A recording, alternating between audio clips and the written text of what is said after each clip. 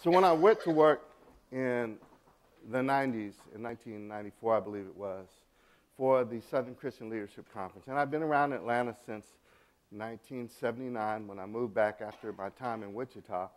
And of course, I was very familiar with the SCLC, and a little old. It's a little kind of a hole-in-the-wall building on Auburn Avenue, very historic Auburn Avenue. And I'd been in and out of there for press conferences and things. But then I actually went to work there as a communications director. And, you know, when I walked into the building, there was this aura that still is there today. And I actually had a chance to sit at the desk Dr. King sat at. And I'm ashamed to admit I put my feet up on the desk one time. That got real comfortable. But then frequently I sat around the conference table where all these great minds, Jesse Jackson, Hosea Williams, Wyatt T. Walker, C.T. Vivian, Andy Young, they planned and mapped out what we know today as the modern civil rights movement. But more so than that, as I ran around the country with Dr. Joseph Lowery, and I'll talk some more about him momentarily, and some of you who happened to see the inauguration, President Obama's inauguration, who saw it till the very end? Who saw the benediction? Okay, that little guy that gave the benediction was my boss, Dr. Joseph Lowery. It was somewhat of a controversial benediction, but he said some things I think that President Obama would have loved to have said, but wasn't in position to. But as I ran around the country with him, and we dealt with issues like in Georgia, they have something called 2 strikes and you're out. So, you know what I'm saying? You get that second strike, and you're in there for a long, long time. We dealt with the burning of the black churches. In fact, Dr. Lowery was the one that pushed President Clinton to raise the burning of the black churches all around the country to a national cause, to bring the kind of national presence to solve those issues. We dealt with disparities between the sentencing of crack cocaine and powdered cocaine. And if you don't know, one is a wealthy person's drug and one is a poor person's drug. And the poor people were getting significantly more sentences, higher sentences. And so as it kept going around and around, and I kept meeting these people, they were 70, 80 years old, 60, 70, 80, sometimes 90 years old.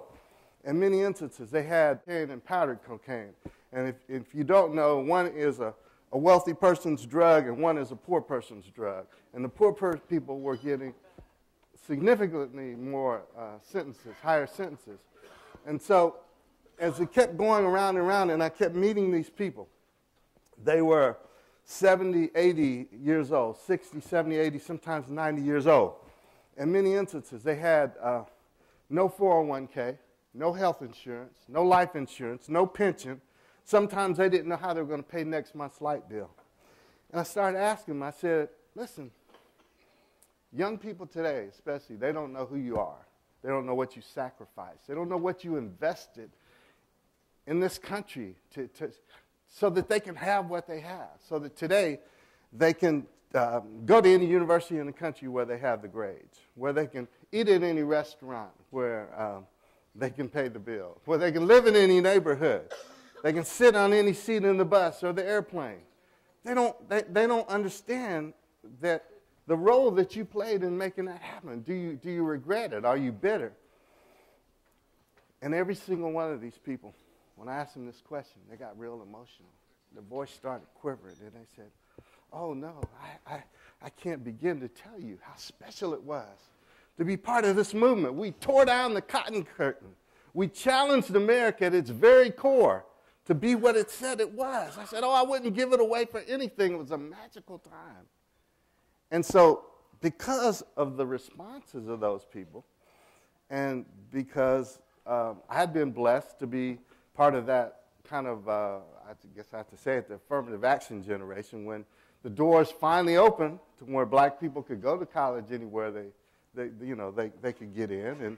And so I had the training. I was in the right place at the right time, and frankly, God had put it on my heart to chronicle the contributions of these people. So that's what kind of motivated me that was one of the things that motivated me to write this book. And it's a book about 20 different people. They're young, they're old, they're black, they're white, they're men, they're women, they're Jewish. And these are all people who did something very significant towards the passage of the Civil Rights Act 64, which, you know, opened up all kinds of things, as we mentioned, restaurants, but